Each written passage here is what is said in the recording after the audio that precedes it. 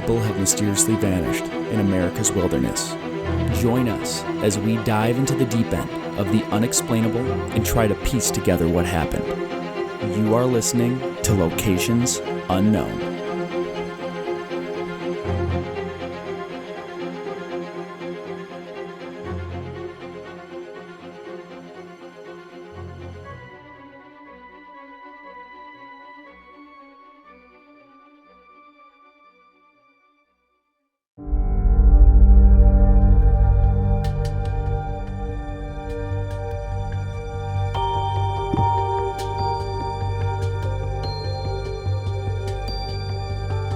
What's up, everybody, and welcome back to another episode of Locations Unknown. I'm your co-host, Joe Irado, and with me, as always, is a guy who, if he owned a store, would never charge too much for eggs, Mike Vandebogart. Thank you, Joe, and thank you once again to all of our loyal listeners for tuning in. Just a couple of quick announcements here. First, I'd like to thank a couple new Patreon supporters. So, Sarah Hemmerich and Carl Parker. I'm kind of sad there's only two, so if you're listening and want to help the show out, It's probably Sarah Helmrich. There we go. Got already starting off on a good foot here. That's a good one. Yeah. Helmrich.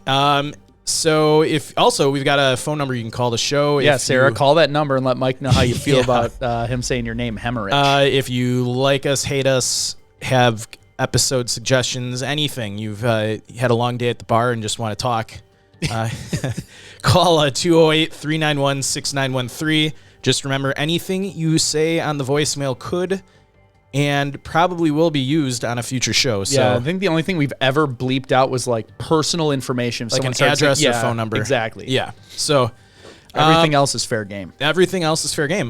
You can also support us on many different platforms if you like the show and want to help us out. Obviously on Patreon, we have YouTube memberships, we have premium subscriptions on Apple. We've got a store on our website and on Facebook where you can buy some swag. And you know what? If you're short on cash, but you still really like the show, just tell everyone you know about the show and go to the different platforms and like the videos and, share videos with friends. And that helps us work our way up the algorithms. Oh, yeah, that's just as valuable. Yeah, and finally, this is kind of a new little mini series that we're going to try out in the future. It won't be every episode in a row, but there's a lot of cases out there that are too short to really do a full episode on, but they're still important to get the cases out there. So from time to time, we're going to do a cold case episode on a different park. So today we're covering a couple cases from Grand Canyon National Park, which we've actually never done a case from Grand Canyon. You're just spoiling the beans. Yes, sorry. Spilling the beans, spoiling it, whatever it is. Spoiling the beans. Yep. So from time to time we'll be doing, I think we're calling it National Park Cold Cases. Yeah, you're just spilling all the beans. Spilling all the beans. We'll edit all of that out. No, we won't. No, we won't. So other than that, I don't have any other updates. You, Joe? No. All right, everybody, let's gear up and get out to explore Locations Unknown.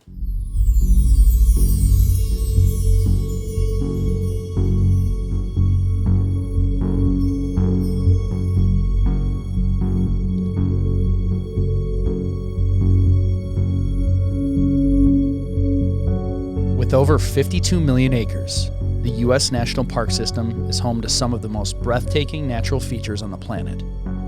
Tens of millions enjoy the parks every year. While most visits end with the amazing memories, many have not. The official NPS cold case count stands at 29. However, independent researchers estimate between 1,100 and 1,600 unsolved disappearances originate in our parks.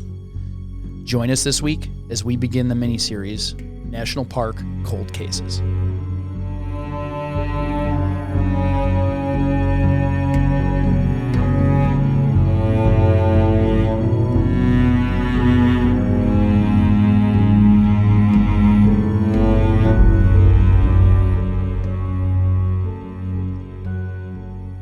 So we're going to start this first series off with the Grand Canyon National Park. Which I spoiled. Yep, you spoiled. That's fine. I'm just giving you crap. I've never been here, have you? I've flown over it. I have. I've seen it from the parking lot like near one of the highways as we were driving through. So You like made a change, like we got to pull over and at least stop and look at it. yeah. So I've been out of a car and have stared at it. It's really cool. So you've kind of been there. I've been there. I've never hiked it. It looks really cool. I think you can do it on horseback. Yeah. Which sounds really fun. And it sounds terrifying. Yeah. If you're going up and down the walls. Oh, yeah. No thanks, but I'd do it anyway. Those horses know what they're doing, though. I bet no horses have ever fallen off. No. Ever. So, yeah, it's looked pretty from an airplane. Yeah. I've seen it mostly when flying to Vegas. So, Grand Canyon National Park is 1,902 square miles, so it's larger than the state of Rhode Island. It's big. It's big. It is in Arizona. It was established on February 26, 1919. This park sees roughly 4.5 million visitors per year. That's the 13th in the country, and those are as of 2021. Habitation history in the area. People have been a part of the Grand Canyon's history and culture from 10,000 years ago through today. 11 contemporary tribes have cultivated links in the area. Cultural. I said, no, I don't want to say cultivated. And their oral histories are rich with references to the creation of the Great Chasm and Torrential River. Some of the tribes are the Hopi, the Navajo Nation, the Pueblo of Zuni, and the Yavapai Apache Nation. From the 16th century on, tribes familiar with the region were guides and informants for the Spanish and later Euro-American explorers. So let's talk about some interesting facts. The Hopi tribe considers the Grand Canyon a gateway to the afterlife. The tribe has always placed great spiritual significance on the site. They believe that upon death, a person passes westward through a place of emergence, located upstream from the confluence of the Colorado and Little Colorado rivers in the canyon, on his or her journey to the afterlife. Temperatures vary greatly within the canyon. From the rim of the canyon to its lowest point, the temperature can change from more than 25 degrees. The depths of the gorge are notoriously hot during the summer, while the north rim is often below freezing in winter. In 1909, the canyon was the site of a giant hoax. The Arizona Gazette reported that archaeologists had discovered traces of ancient Tibetan and Egyptian civilization in an underground tunnel into the canyon. The Smithsonian denied the entire story, claiming that they had no knowledge of the archaeologists. To this day, conspiracy theorists still believe this may have been a government cover-up. I had never heard of that. So even if there were ancient traces of people there, they can't be Tibetan or Egyptian because they're not in Tibet or Egypt. So they'd be Native Americans. Yeah. So, interesting little... Unless they're claiming like Egyptians came to the canyon and settled. I don't know. But then they would be, I don't know, Egyptian-American Maybe settlers. we'll have to cover that on a you know what? I believe with episode. the theorists, I think it's a government cover-up. Yeah. All right. Despite being the most famous, the Grand Canyon is not actually the world's deepest canyon. Depending on how the depth of the gorge is measured, the Arizona landmark actually comes behind the Cotahuasi Canyon in Peru and the Gandaki Gorge in Nepal. The Gandaki Gorge in Nepal. The most dangerous animal in the canyon is actually the rock squirrel. This is like, what's that movie with the rabbit? Monty Python Search for the Holy Grail. Remember the rabbit? I haven't seen that movie in so long. When they're trying to get into the cave and it's guarded by a little white rabbit. No. But it like lunges through the air and bites your head off. I don't remember that. Even though the Gila monster and bighorn sheep also live there, visitors are most often bitten by the humble squirrel.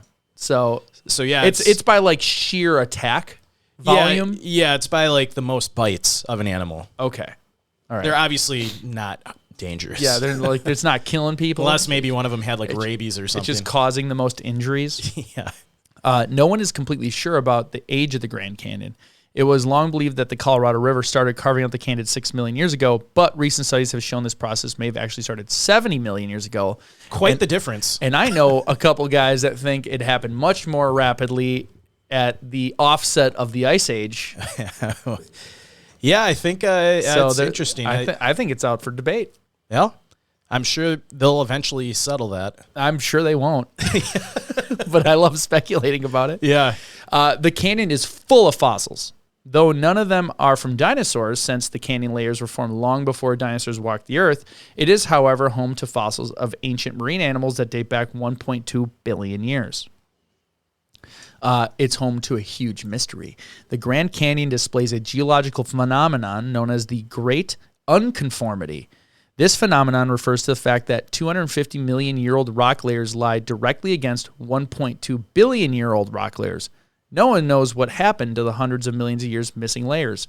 I know a couple guys that have a theory that actually explains that pretty well. Like, their theory is that a crap load of water carved it really rapidly. Yeah. So that would make sense where it just dug a hole deep so you get rock mixed up. So to me, that kind of goes towards Graham Hancock and Alan, or it's Alan. I don't know. Alan and Graham. Yeah, they're much ostracized by the archaeologist community, but they have a great show on Netflix called I have Ancient no clue, but Apocalypse. I love the speculation. I love thinking about stuff. It makes my brain happy. Makes your brain happy. Did you know this, Mike? Fewer people have successfully completed a continuous, lengthwise hike through the Grand Canyon than have walked on the moon. I didn't know this before researching this case. You're supposed to play along. And then that's assuming that we actually walked on the moon. Oh, boy. That one I'm not going with. That one I definitely believe we've been there because you can see the landing site with telescopes. Yes. The air at the Grand Canyon is among the cleanest air in the United States. That one is crazy to me. Yeah. Because it's such a desert, arid area. I wonder why that is. I wonder if it's like when you go in the gorge, particulate doesn't get down there or something. That, or maybe it's just in like an area where it gets... It's so far away from people. It's so just far away is from everything. Clean. Yeah, I don't know. I really don't know. The Federal Aviation Administration, or FAA, exists because of the Grand Canyon. This I didn't know. I didn't either. In the 1950s, commercial airplanes often took detours over the park to give passengers a look at the marvel. In 1956, however, two of these planes tragically collided. The crash had no survivors. Sorry for the little giggle there, but that makes sense. Leading to the federal government creating the FAA. Oh, so they had an accident of two people trying to check it out and crashing into each other. And that is, it's kind of interesting you think about, and going on a little tangent here, flying commercially is so incredibly safe. Yeah. And when you go to an airport and you go flying, you realize like all the procedures that you see in place and everything that's going on. That's where Six Sigma quality came from, right? Yeah. But think like, before 1956, there wasn't even a body that managed. Yeah, they just flew planes wherever they wanted. It was just, so I mean, it's like, hey, we're going there. It's let's go over here first, cuz. Yeah, it's relatively new, and I always just marvel at just how safe it is, and how, if you think about how many planes and commercial jets are in the air at any given point. Yeah. I mean, tens of thousands. Well, drinking and driving was not illegal up until like the last 40 years. Yeah. Did you know that? Yeah, you used to be able to drink with like a beer open in your car. Yeah, like you could be actively drinking and then just be like, hey, stop it. Which, I mean, is still legal on a boat. You can't be in the driver's seat, but you can obviously have open beer on a boat. At least the drivers could be drinking back in the day. They're just like, hey, you're too drunk, go home. Yeah, right. Definitely not advocating for that, but it's just crazy how quick things change and how things used to be acceptable that are not. Like randomly flying planes. Yeah. All right, so we're going to get into the description of features of the Grand Canyon. Our friends over at the Köppen Climate Classification System say that the Grand Canyon actually has 5 climate zones: cold, semi-arid, humid, continental, dry, cool summer, humid, continental, dry, warm summer Mediterranean, and hot summer Mediterranean. Hot, what was that a few summers? Hot girl summer? Hot girl summer? I think you and I are going to have a hot girl summer with some of the cool news that's coming up that we're going to tease a little bit. Hot girl summer. It starts in April. That's kind of like kicking it off. Not sure what a hot girl summer is. I don't know either, but it sounds like it's a fun thing, and we're going to have a fun summer, so we're going to have a hot girl summer. Yeah. We're going to have people call the number and tell us if we're using it inappropriately and if we shouldn't be. Yeah. Well, I know we shouldn't be, but if it's bad... We sound like two old guys talking about hot girl summers. I'm almost 40. I'm 37. So I am almost a completely old guy. You're like 10 at heart, though. We've just alienated so much of our audience by saying hot girl summer, then calling almost 40 old. We're done for. We're done. This is the last one. You're not going to hear the announcement because everyone's leaving. So summer temperatures in the south rim at 7,000 feet are relatively pleasant, with high temperatures generally in the 80s and temperatures typically warming to over 100 degrees at the river near Phantom Ranch at 2,400 feet. I'm guessing that's the beginning of lowest point in the park. Okay. The North Rim summer high temperatures are typically cooler than the South Rim due to increased elevation at 8,000 feet, with highs typically ranging in the 70s. That sounds nice. Mm-hmm. Overnight lows can still drop near to below freezing occasionally on the North Rim, although typically low temperatures range from the 40s and 50s at the South Rim to 60s and 70s at Phantom Ranch. Summer thunderstorms frequently occur during July and August and early September with the potential for torrential rains. That would be real, and frequent lightning and sudden flash floods. That'd be cool to be in a storm at the Grand Canyon. Yeah. I bet that's just stunning. So and not be down in a canyon. not in a flash flood zone, but maybe on the rim camping, watching it come in your car. Yeah, or that. Winter conditions on the South Rim can be extreme. Be prepared for snowy, icy roads and trails and possible road closures. Winter weather typically begins by November and becomes well entrenched by December and January, with frequent to light to moderate snows and increasingly cold weather. Low temperatures are generally in the teens among the rim. However, afternoon high temperatures still average in the 40s due to the amount of sunshine the area receives. That's crazy. They'll get snowstorms, then it will all melt, and then it'll happen again. The terrain. The land is semi-arid and consists of raised plateaus and structural basins typical of the southwestern United States. If anyone's flown anywhere over there, it all looks the same. Yeah. Drainage systems have cut deeply through the rock, forming numerous steep walled canyons. Forests are found at higher elevations, while the lower elevations are made up of a series of desert basins. The highest point in the park is Point Imperial on the North Rim at 8,803 feet. The lowest point in the park is Phantom Ranch on the bottom of the canyon floor at 2,400 feet. So what are the types of dangers we see here? Besides the rock squirrel, we have bighorn sheep, black bears, which are very rare. According to the National Park Service, some black bears can be found in the conifer forests around the North Rim. Odds are you will not see them. Yes, very rare. And they're definitely not grizzlies. No. Mountain lions, mule deer, Grand Canyon bats. There are bison on the North Rim. There are elk, California condors, bald eagles, 6 species of rattlesnakes, scorpions, Gila monsters, and the treacherous rock squirrel. Tips for safely hiking the Grand Canyon. So, go ahead. Oh, real quickly. So these are tips, kind of tailored for Grand Canyon National Park, but these would be good tips for really hiking. Just hiking in general. Anywhere in probably the Southwest. So I just wanted to make that point. Little point. Little posty note. Yeah. All right. Know your abilities and choose an appropriate hike. This goes everywhere. Yeah. You will be hiking at high elevation in hot, dry desert conditions with a steep climb out at the end of the day. Everyone who hikes in the canyon for the first time reports that it was more difficult than they expected. Be conservative in planning your hike. Yeah, especially if your beginning is downhill. Yeah. You're like, oh, right, great. This is great. Uphill is terrible. Yeah. It's like 10 times longer than going downhill. Yep. Yeah, I think when we went to Colorado, we did a mountain. It took us 2.5 days to get up it and 4 hours to get down. You know what? Because it was so steep in some areas, you're moving at 4 to 6 times the pace. It probably took me a good 4 or 5 hiking trips before I started getting better about how long I thought something would take me. Yeah. By looking at a map and elevation gain, and because if you're new to hiking and you get out there, you'll be like, oh, I could do 5 miles and you think of 5 miles in a city on flat roads. Yeah. Versus 5 miles of terrain at altitude. With 3,000 feet of elevation gain, you got 40 pounds on your back, and it's 100 degrees out. Yeah. You won't be going you shouldn't have 40 pounds. No. Number 2 tip is be lightweight. Travel as light as possible. I always end up bringing camera equipment, which weighs the most.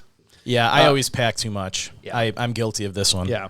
Usually, though, what we overpack is safety-related things. Yeah, it's stuff that the chances of happening are super low, which I could probably not bring it, but the one time I don't bring it, it would happen. And because we do this show, I'm a little paranoid, so I'm like, I guess I'll bring an extra 2 pounds of this stuff that I've never used before. I bring more paracord than you would ever need. I don't think I've ever actually used it. Yeah. At least we integrate it in our stuff, though. Yeah. I replace handles with paracord. Yep. And stuff like that. But, extra food than I'd need and extra it's mostly for me, it's camera. If I bring my drone, that's a pain. Yeah. So the heaviest item in your backpack should be food and water. Should be. Use hiking sticks to take stress off your legs. The jury's out on that. And that's funny that that's a contention on whether hiking poles are better or worse. I think they're better. I think it depends on where you're hiking. Yeah, they get in the way, but they help keep you stable, and they do keep allow your arms to take some of the brunt instead of your knees. I do like, if I know I'm going to be hiking on a real ledge with a steep drop off, I do like having one on the drop off. Put on the ledge slide. Yeah, to just kind of be that extra little guard against. You start losing your balance. Yeah. I mean, that's just my personal preference. No, I 100% agree with you. Also, when I'm hiking downhill, that's when you lose your toenails. Yeah. Whenever I hike downhill with the poles and I allow them to take a lot of the brunt, I don't lose toenails. Yeah. I've noticed that. Every time I hike downhill without a pole, I'll lose at least a toenail. I always lose toenails. Whenever I do with the poles, because I push them in as I go and absorb the shock, it helps. So that's just one non-scientific study of just me saying when I use them, you and your toenails. When I use hiking poles, I keep my toenails. When I don't, I lose my toenails. Wear well-fitting and broken-in hiking boots. That's a huge one. If your shoes are brand new, wear them to work for a couple weeks before you get on a hiking trip. Make sure they're broken in. Shay, our first hiking trip in Utah, he brought his army boots that he had never worn before. Yeah. Biggest mistake of his life. He had a blister the size of his foot on the bottom of his foot from it. Yeah, so. And that will ruin your trip. That will 100% ruin your trip. For him. Bring a small lightweight flashlight and a change of batteries and a bulb. Wear sunscreen, sunglasses, and a hat. Bring a map, compass, signal mirror, or whistle, first aid kit, and water purification tablets in case you run out of water. Keep in mind that all trash, including biodegradable, needs to be carried out of the canyon. Leave no trace. That means human waste. Yes. Biodegradable. Oh, yeah. So. Yep. They usually have bags for you to defecate in that also smell like lemons. Bags for a dog. Yeah. When you're walking up. But they're a little bit more. Remember bigger. The ones we got when we did the top down in Zion? Yeah. Everything smelled like lemon when you're done. And honestly, I mean, not to get into too much detail, but get into the detail. I usually don't, when you're up at elevation, you're working that hard, you don't usually have to go to the bathroom that much. Yeah. Number 2 at least. You're not getting enough calories. Yeah, your body's just using it all. Yep. If you can talk while you're walking, you're going the right speed. When you huff and puff, your body is not getting enough oxygen. Walking at a pace that allows you to be able to walk and talk means that your legs and body are getting the oxygen needed to function efficiently. That's an important point because a lot of times the urge is when you start hiking to power walk through the hike, but you really need to just go at a steady pace. Think of it as a marathon, not a sprint. If you plan right, you should have enough time to get in and out and not rush it.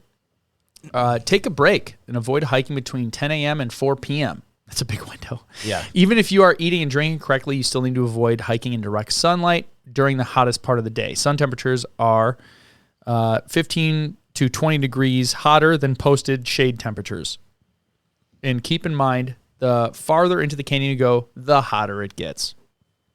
Watch out for the 4 H's. Heat exhaustion, heat stroke, water intoxication. Hyponatremia.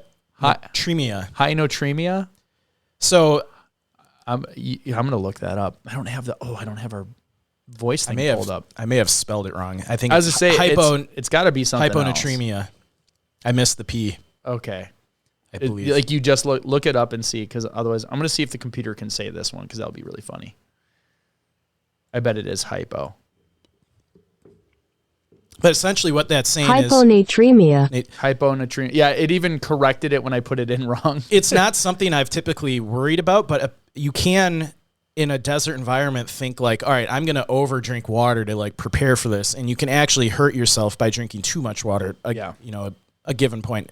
So that's like that, the weed to win, hold your Wii to win a Wii lady who died. Oh yeah. She, from trying to win a Nintendo Wii. Yeah. Drink as much water as you can and don't pee for a while. And she actually, diluted her body so much of nutrients that it ended up killing her. Yeah. It dilutes the salt in your body. Yeah. So actually bringing along those packets are good. The hydration packets that you put in your water, those are very good. The Gatorade powder mix. Yeah. Any of the powder mixes, that have, what are those called? Electrolytes. That's the word I'm looking for. Hey. Watch your time. Plan on taking twice as long to hike up as it took to hike down. And I would even say even more than that. If you're newer, it's longer than twice as long. If you know what you're doing and you're pretty fit, it can be twice as long and a little less. Allow a third of your time to descend and 2/3 of your time to ascend. As a courtesy, give uphill hikers the right of way. Bring a small, lightweight flashlight in case you end up hiking in the dark. Mules have the right of way. Yeah, So if there's a mule, get out of the way. because they're bigger than And they might make you go cliffside yeah. because they don't want their mules to go cliffside because they freak out and jump off the cliff. So That's got to not be good. careful. Overall difficulty, according to All Trails, Grand Canyon National Park has suitable skill levels for everybody with 37 trails listed, 37 trails listed as easy, 30 listed as moderate, and 66 listed as hard. So there is a trail for all types of people. Yeah. The easiest trail is the 0.1 mile Walhalla Overlook, a trail that is kid-friendly and wheelchair accessible. It's probably right off the parking lot. Yeah. The hardest trail is the Nankoweap Trail. This is how the NPS describes the most difficult named trail in the park. With 11 miles of exposure and a trail that comes within inches of hundreds of feet plunges, Nankoweap tests the mettle and skills of backcountry hikers. It has the highest drop of all the rim-to-rim trails at 5,640 vertical feet and is suicidal to attempt in the searing summer months. Nankoweap is unmarked and route-finding skills often come into play. It's rare to see anyone else on the trail. Cell phones don't work, GPS units are often blocked by the canyon walls, and help isn't available. So That's how the National Park Service describes the trail. So do not It's tough. go on the Nankoweap Trail. If it's I'll your just say that. first time hiking. Maybe just don't do it at all. There's lots of other rim-to-rim hikes that won't kill you. Yeah. So that's a pretty good description of Grand Canyon National Park. I'm going to jump right into our 3 cases here. And I wanted to, because 2 of these cases discuss suicide. We haven't really done this before, but I just want to make just a note here for anyone, because a lot of people do listen to the show now. So if anyone, that You want to say right before the one that you're going to do that covers it so they can skip if they want? Yeah, I mean, the first one doesn't have to deal with suicide, but the last 2 potentially could. We don't know. Okay. But so if you or anyone is in a suicidal crisis or emotional distress, you can dial 988 on your phone. That calls the National Suicide and Crisis Lifeline, or visit 988lifeline.org. They staff it with people 24 hours a day, 7 days a week in the U.S. They're not a sponsor of the show. We're just putting that up there just because. You can put it in the notes. Yeah, a lot of these cases we talk about theories, and mental health comes up a lot. I don't know that it's necessarily a theory and the cause for a lot of these, but it comes up. So and there's definitely a mental health crisis across the country. So if anyone listening needs help, you call that number on your phone, free of charge. So with that said, we are going to jump right into our first case, and this case, it's a gentleman, it's a child named Justin Richardson. Date of birth was June 6th, 1988. He went missing July 2nd, 2001 it's technically not the Grand Canyon. He went missing in the National Forest, which is just south, but I included it in the Grand Canyon case. He has never been found, no remains found. He was male, age 13. Height was 4 feet 10 inches, weighed 100 pounds, brown hair, brown eyes, and he was last seen in a red Chicago Bulls basketball jersey and denim shorts. His nickname was Little Man, and at the time of his disappearance, his hair was shaved on the sides and long on the top. So this is an interesting case. It starts out June 29th of 2001. Justin was last seen in the area of the National Forest with 3 friends who were between the ages of 18 and 21. The group of 4 had gone to the area to allegedly party in the woods where they were to attain methamphetamine and get high. Other sources indicate that they had already been partying when they went to the woods, but it is widely... He's 13? 13. And they're looking for meth? Yeah. Jeez. So that's insane. Yeah. That's so young. So it's not sure. They're not sure if they went into the woods to party or already been partying, but it's widely agreed that they were under the influence of meth and most likely alcohol. At the time, Justin lived with his father in, I'm going to butcher this town name, Tucson. I don't know if you can Tucson? find it. No, it's Tusayan. It's a small town located just 2 miles from the south entrance to Grand Canyon National Park. So Justin, and let's see, Joe's going to look it up here. If you're watching on YouTube, that's what Joe is doing. Tucson, Arizona. Tucson, not Tucson. Tucson. So it's very close to the park. Oh, yeah. There's Kebab National Forest. Okay. Yeah, so that's the forest they're in. See, there's the national park sign. Yeah. I love how that's on Google. So that's like right at the entrance to the park, it seems like. Yeah. Okay. That's why I included. It's technically not. This one's not in Grand Canyon. The airport is bigger than the entire town. Look at that. This is the town. Yeah. The runway is 4 times larger than the town. Yeah, they said the town had a population of like 500 people. So very small town. It seems like that must be a range outside of what I'm seeing here, because unless it's a commune. Look at there's like 30 buildings. Not much there. Holy cow. So I guess that's why they're doing drugs. I don't know. But so Justin and his 3 friends became separated while they were in the woods, and 2 of the friends got lost. Justin and another friend went back to the town they're from and asked another friend to help look for the missing pair. In the meantime, the 2 missing friends were located by Grand Canyon Railway employees just south of town, but Justin was not aware of this. Justin and another of his friends returned to the National Forest at a spot 5 miles from town and 15 miles from where the previously lost friends had been found earlier. There's really no indication of the timeline of these events, but his friend, I guess, fell asleep at 9 a.m., and he woke up at around 5 p.m., and Justin was gone. When his friend awoke and could not find Justin, he hiked out of the area to a dirt road and hitched a ride back to town. None of the men with Justin reported Justin missing. Justin was reported missing by his father on July 1st of 2001 and has not been heard from since.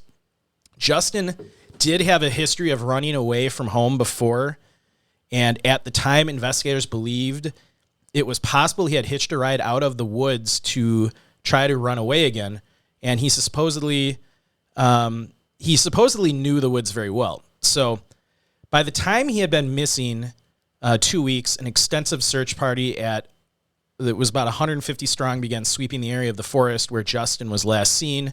They had helicopters, search dogs, both on foot and in vehicles. After interviewing the men with Justin the day he disappeared, authorities at the time ruled out foul play, although they continued to track the persons of interest in the case for more than 15 years, which is interesting. So now fast forward to 2014. There is like nothing around this town. It's desolate. Like, this is it, and there's nothing. Yeah. This is the next major road. Yeah, it's a freeway. Look how far away that is. Yeah, desolate. That's crazy. Like I said, fast forwarding to 2014 now, investigators stated that there was new evidence that Justin may have returned to the area of the now closed Moikwai Lodge in Tucson. Probably said all that wrong. In an interview with Joe Summer, a volunteer for the county sheriff's office, also a retired criminal investigator for the National Park Service, he said he did not want to share too many details due to the case still being open. Summer stated, "There has been no sightings, no calls, nothing to indicate he's living somewhere else right now. There's no evidence he's still alive, and he's not considered a runaway at this time." Let's see what Google says. Tucson. Oh, So I think we got it right. Yeah, all right. Investigators do believe now that foul play is possible in Justin's case and theorize he could have been killed in the forest shortly after his disappearance. When asked if he thinks somebody knows where Justin is, Summer said, "I think so. Some people, presumably the older friends Justin was with, have been re-interviewed in the case. An initial suspect in the case, one of those partaking in meth use with Justin, is now dead, beaten to death in what appeared to be a case of mistaken identity." Captain Terry Lawson, who worked the case at the time, pointed out that it would have been very difficult for Justin to become lost for very long. He had been in the area several times before and had knowledge of the terrain. Helicopters constantly crisscross the skies above the area. Lawson said at the time, and Justin would have known he could follow them back to Tucson. Lawson also said there were numerous landmarks in the area, and a local resident like Justin would have known where, fences, power lines, dirt roads would have been, as well as railroad tracks. So law enforcement thinks if he passed out from drug use and then woke up, he would have been able to find his way back. So I've never done meth, but is it possible, even if you know what you're doing normally on meth, he could have just... Well, all the videos of people I see on that drug are completely out of their minds. I have a list of short-term and long-term effects of meth use. I'll get into that, and then we'll go into theories. All right, then. So just a couple other notes on this case. A couple sources stated that Justin had a girlfriend in Chicago, and they theorized that maybe he left on his own accord. That's very shady. And went to Chicago. Someone from Chicago. Yeah. Not to be trusted. And he's 13. That's what makes this all just weird. So he's 13, had a girlfriend in Chicago, and he's from a town of 500 people? Yeah, and they said that, maybe he was catfished, or... I'm thinking he was catfished. But we don't... This is just speculation. And then they said, other theories. On top of the effects of drugs, midsummer in that part of Arizona can be extremely hellish. The terrain around there is especially rugged. It definitely is still possible that he fell victim to the elements and his body is hidden away somewhere, or... his friends were a part of it. So before we get into theories, because obviously I've never done meth and you've never done meth. Yep. I don't know anyone that's done meth, so I've never really spent a lot of time thinking about it. I don't think I know anyone that's done it. But it's a pretty hard drug based on the... based on the videos I've seen. Yeah, based on the short-term and long-term effects. So these are the short-term effects that can happen just from using meth a few times. Hyperexcitability, dilated pupils, bizarre behavior, increased body temperature, erratic heartbeat, extreme irritability, sustained periods without sleep, loss of appetite and weight loss, nausea, vomiting, panic, psychosis, and violent behavior. Sounds like a baby on sugar. Yeah, kind of, I guess. Yeah. And these are the long-term effects for people that have used meth for a long period of time. Extreme weight loss, serious dental problems, also known as meth mouth, decreased motor skills, impaired brain function, easily distracted, memory loss, skin sores, violent and erratic behavior, dramatic mood swings, hallucinations, paranoia, psychosis, cardiovascular damage, and structural changes to the brain. So, jumping right into theories, if he's hanging out with older guys that have been using meth for many years, I could easily see one of them just going crazy and killing him. Yeah. And then they hide the body. Yeah, I think... either that or he had a medical emergency and...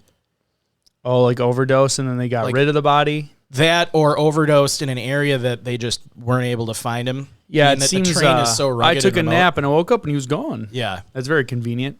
I mean... And it's a small town where maybe they're all troublemakers, so they're just like, whatever. And you could see a medical emergency if it's that hot and he's dehydrated from doing drugs for a whole day. Yeah. Like your heart would just give out. Yeah. So and maybe the dehydration caused him to, like we always say, didn't think clearly. Yep.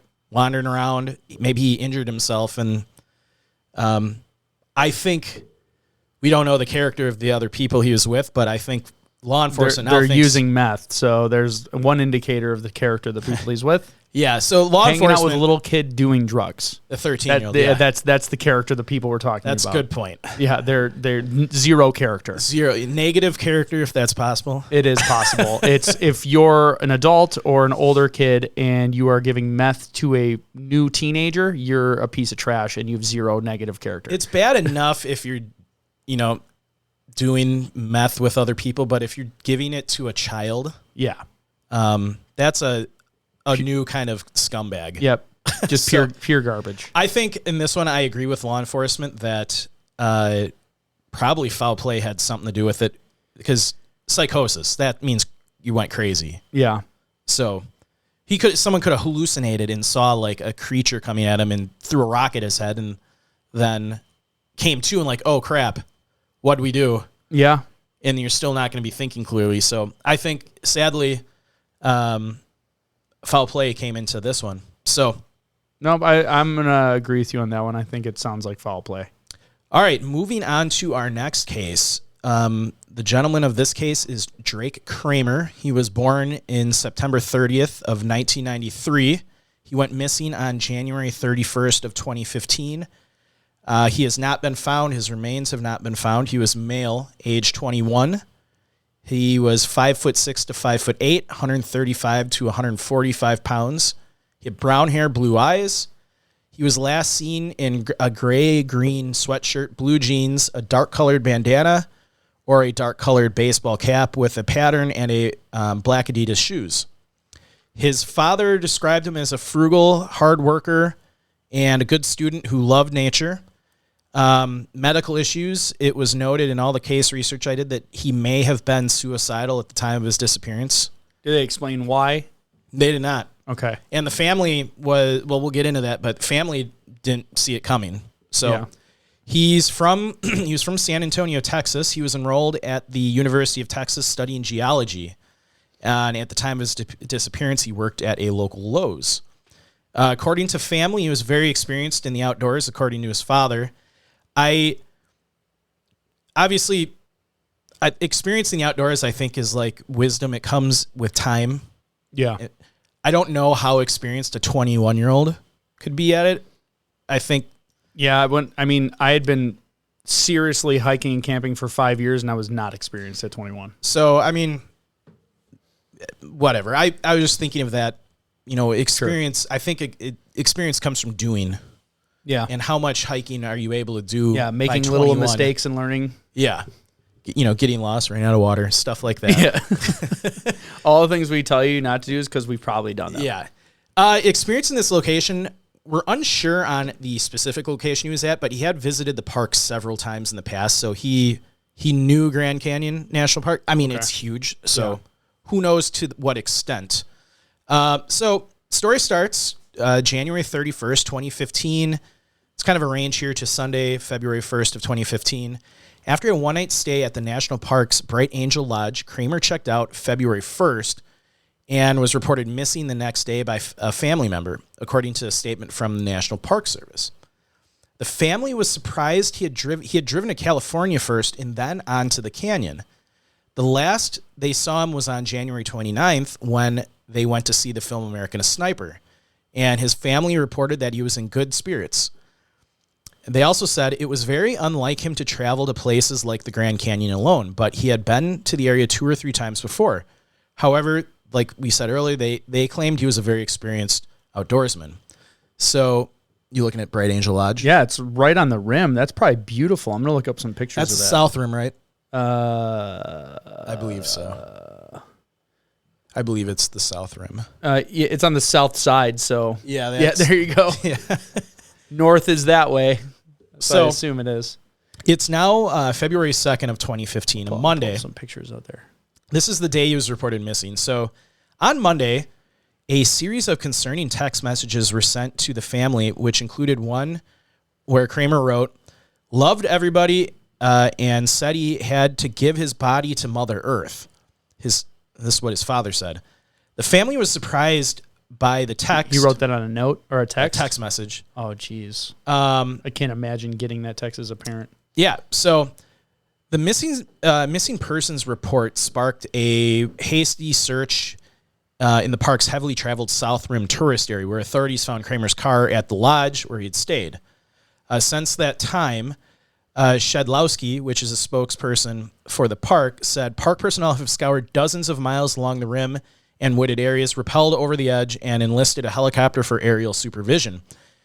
She goes on to say, as of late yesterday afternoon and early evening, after 6 days of very intensive searching along the South Rim, the decision was made to move from what we call a very active search to a very limited continuous search. She goes on to say, we no longer have teams out on the rim working in a methodical system. Crews, when they're on the area, will continue to search, but it will not be the same search effort that was that previously occurred for the past 6 days. And this is, if this is the first episode you've listened to our show, this is very common in searches. At some point, they have to cut it back. Yeah. But they will continue to do training exercises in areas where people have gone missing. Yeah, they know where all the people did go, so they always know to keep a lookout for that type of stuff. That looks like a really cool lodge. Yeah, I would totally go to this. Yeah. That's really awesome. That's cool. So this spokesperson continues to say, while the weather with daytime Temperatures in the 60s has been good. The terrain being searched, she adds, the terrain being searched, flat on top of the rim, but rocky and unstable just off the ridge can be challenging. There's trees down there, there's shrubs, there's rocks. The canyon walls are often shaded depending on the time of day. It's just a real mix of terrain, which does make it difficult to work in. It's unknown what Kramer was wearing when last seen. I know we had a description, but they're not sure on what he was wearing. Asked if there's any report he might have left the park.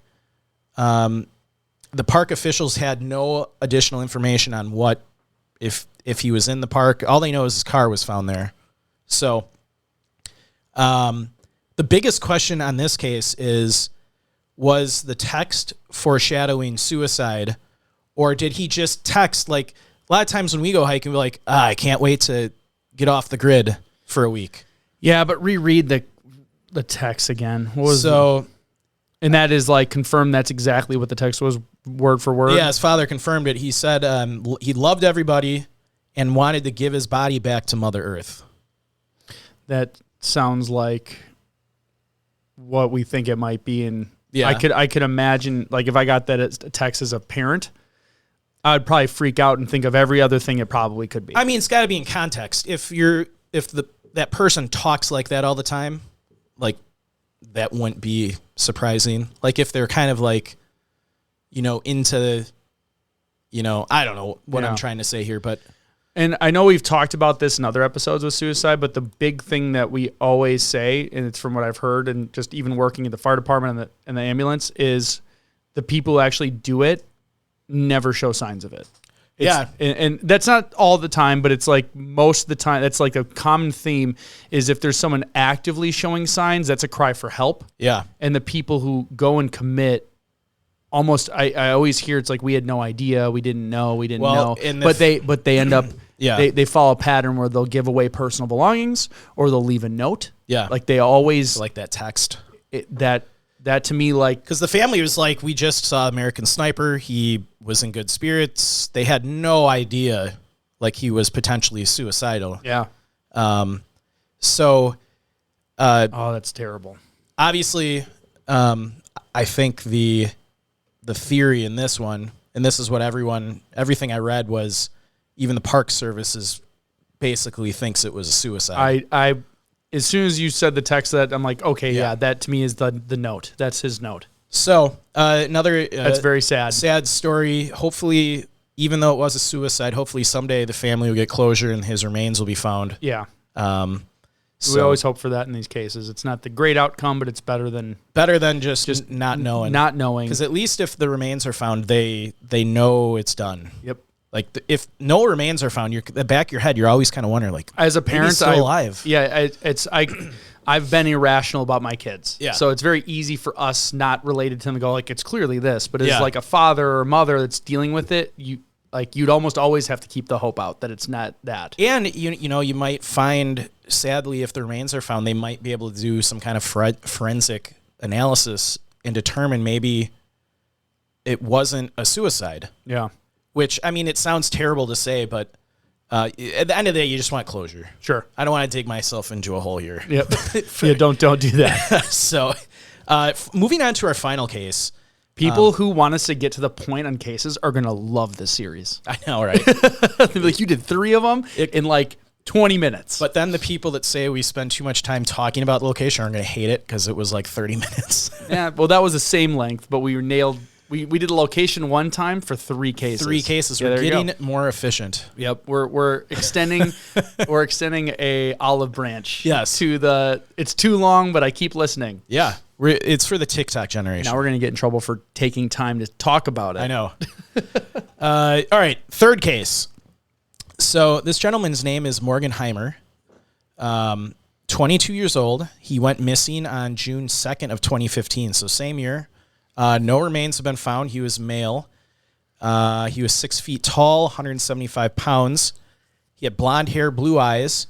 He was last seen wearing a maroon Nike hat, blue plaid long sleeve shirt, bright colored shorts, and a dark colored Astral PFD, which for those of you who are not boaters, that's a personal flotation device, otherwise known as a life jacket. All right. He was a professionally trained river guide working for the Tour West Rafting Company. He was from Cody, Wyoming, and he was enrolled in the University of Wyoming studying English. He was a very experienced outdoorsman and river guide and was an excellent swimmer. And experience in this location, extensive because he was a professionally trained river guide for this area. So this case starts off on Tuesday, June 2nd at 2015, 4 p.m. Morgan was last seen at approximately 4 p.m. around River Mile 213 near Pumpkin Springs in Grand Canyon National Park. Morgan said something to the lead guide about taking some time off that afternoon. The lead guide walked away from the cliff to talk to a client, and when he looked back, Morgan was gone. So it's another one of those, we've covered several cases now where allegedly the last person to see him was right next to the person, looked away for a second, and then they're gone. So yeah, that's crazy. So lost my spot here. Apologize. You're looking at the screen. That's why. Yeah. I'm just pulling up Pumpkin Springs because I'm trying to get an idea of where it is. So Pumpkin Springs is right there. Yep. And can you look up River Mile 213? I tried. That's Didn't not show up. Yeah. So do you see like a cliff or anything like overlooking Well, the river? it says it's near Pumpkin Springs so in that's the Grand Canyon the National river, Park. I'm guessing. What river is that? Is that a river? It's got to be Colorado. Yeah. This is not a river. That's Rio Grande. Rio Grande. Are there any other rivers nearby there? I mean, yeah. Well, I was just trying to figure out which river they were on. Yeah, I'll keep looking. I'll let you know if I find it. Okay. It went pretty far because Grand Canyon National Park is there, so I might be in the wrong Pumpkin Springs. Yeah, it's in Grand Canyon National Park. Are you? This is Apache National Forest. That's why, because Grand Canyon National Park's up here. So there might be like that's a hot spring in Arizona. So I don't know. Well, I'll look it up. Either way, you keep going. I'll figure it out. And like we said, I'll let everybody know. The guide, one of the other guides, was standing on the cliff right next to Morgan, and went to go talk to a customer, and when he came back, was gone, and never seen again. A friend recalled that now this contradicts the official statement from MPS, so I don't know how much stock we're going to put in this, but this was a friend of Morgan's who said this. A member of the group remembers him standing next to the party during a campfire, and the next minute he was gone. So the group was on day 6 of an 8-day trip. So Tuesday, June 2nd now, 2015, he was reported missing at 7:26 p.m. on the same day by a member of the river trip following a swim in the river by the group after he failed to turn up for dinner. Searchers said at the time he definitely has the skills and ability to perform the job and be a person we have a high likelihood to find. Oh, you found... Well, what was his guide company? Because I just pulled Tour it. West. Okay, so this is not the same one, but this is Mile 213. They said it's a great place for cliff diving. Okay, yeah. For swimming. Some of the comments online talked about the spot that Morgan was last seen is a popular spot for people to cliff dive. Yeah, it's spring water. Okay. I'll keep trying to find it here. Okay. So searchers at the time thought they had a high likelihood of finding him just because of his skill level. So it is now June 5th of 2015. And the search mission by the MPS was ongoing. Park rangers and search and rescue teams extensively searched the river between miles 211 and 225, and on land stretching from River Mile 211 to 215 around Pumpkin Springs.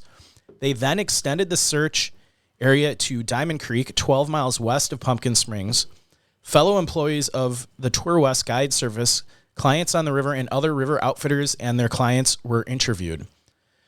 Now it's June 8th of 2015. We have a statement from the MPS.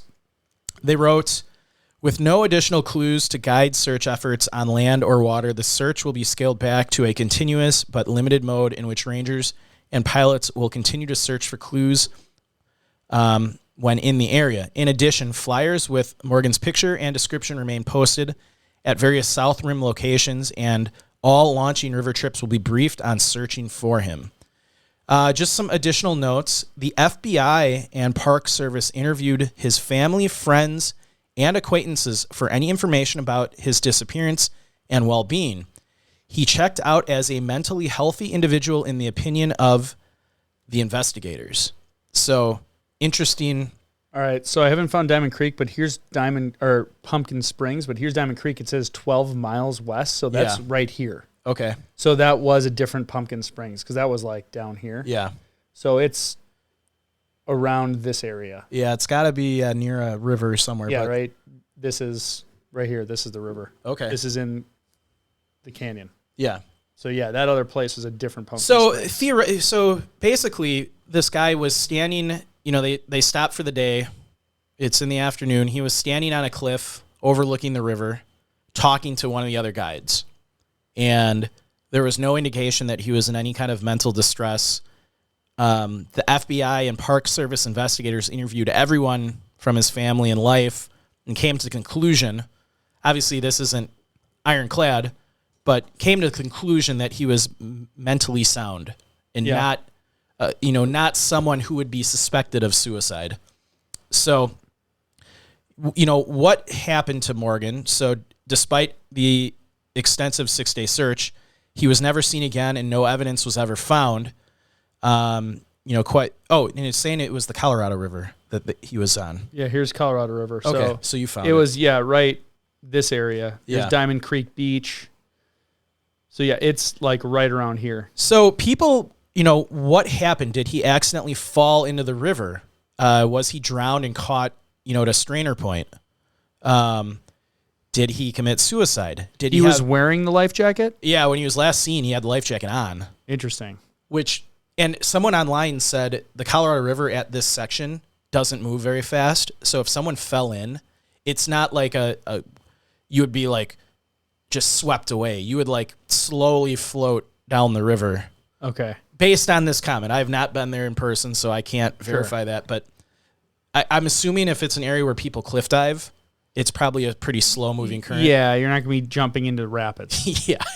So, did he suffer a sudden medical emergency and fall off the cliff? So, you've been working all day. It's hot. Did he have a heat stroke? Was he dehydrated? Possibility. Did he have an accident? Was he, taking a pee, to be blunt? Yeah. And slipped and fell. Or like fell and had a head injury. Yeah. So like. And then fell into the water. Yeah, like that knocked him out. So I think what makes this last case so strange is it's another one of those where someone was right next to him, looked away for a few minutes, and then he was gone. I think what is less mysterious is that he was on a cliff overlooking a river. So did I talk about what happened when we were up in Apostle Islands? No. On the show? Yeah, So you might have. I don't know. I had an experience where that kind of happened. Oh, really? Yeah, I was with my family. We were up in the Apostle Islands area, Apostle Island State Park. And Minnesota? we were... Oh, no, in Wisconsin. Wisconsin. Yeah. Remember we went camping with Jack? Did you come with us when we all went up there? Okay. It's a long drive, but we went to the state park and there's this area called the Eagle's Nest. It's a big rock outcropping where you can go jump off into the lake. So we had planned on me and my kids. We had life jackets and stuff. You go past Door County? Oh yeah, it's to the top. Okay, I've been up there, but not camping. Yeah, so we were there and we were coming up and the water was crazy treacherous. So we're like, okay, we can't swim in this. There was a dad and a son that were swimming in it. Okay. And right as we walked up, the dad had just climbed out, and then we didn't notice at first because we were just, when you go into rock outcroppings and it's wavy, it's just cool to look at the water and stuff. And we spent half the time keeping our kids away from the edge for obvious reasons. Yeah. And I saw the guy jump off, and then we were just walking around, and then some lady who was there too came up and was like, he hasn't come up yet. Yeah. And so like he jumped just to like he jumped off already to go swimming. Oh. And then he climbed up and he was jumping off again. Yeah. And he didn't come up. He did not come up. Yeah. And so I got my kids like away. Yeah. They don't want to see that. And he had a son who was older, like 15, 16 was there and like kind of like 1,000-yard stare, like not processing it. But we ended up getting like fire department, everything. Never found him. It took 3 days to find his body. Oh, wow. And like it was right there. So what I was doing is I got my kids out of there, had my son run to the front to alert the authorities because we had no cell signal. And I was just looking around to see, like, we knew exactly where he went. Yeah. And it was super wavy. Could not find him. The fire department came. Didn't have a life jacket on? No. No. Up and down the shore, everything just in an instant. Yeah. And like I had watched him jump in and was walking around, and this other lady saw it. So it totally can happen that quick, and it like is almost jarring how it's just like, oh wow, he was just there, and like you can't process it. So it could have been. I theorized on that one because the waves were hitting the rock so hard. If he jumped in and hit his head and got knocked out, and the waves are so tumultuous, it like could keep you under from the force. Yeah. So if he hit his head and went under and got, like you said, caught in a strainer point and anything, like it could just be that. But he had a life jacket on. I mean, if you float it downstream, maybe it's slow, no one sees you, you're gone, then you hit whitewater. Yeah. You could get trapped underneath one of those vortexes or something like that. He wasn't reported. So say he fell into the river at roughly 4. He wasn't reported missing until 8. So 4 hours of floating down the river. Yeah. Going to areas that are rapid. The question is, stuck there. How quick is the current? Like how many miles would you float down the river in 4 hours? And you would think that search and rescue would know that. So I would assume when they said they searched a mile marker 225 on the river, they know how fast the current is. Yeah, they're not just randomly picking. They're not just picking a mile marker. They probably, all right, this amount of time has passed. Let's search this far down the river. But, I mean, maybe he took his life jacket off before jump. Maybe. Yeah, like they saw him. He fell with it, and then the life jacket floated away from him down the river. If it wasn't buckled on? Maybe it had unbuckled. Or maybe he had just taken it off, like, all right, I'm done for the day, I'm taking it off, and then he went to go to the bathroom and slipped and fell in. Him and the life jacket fall in, but then he's not wearing it. Yeah. And then he gets... So this is...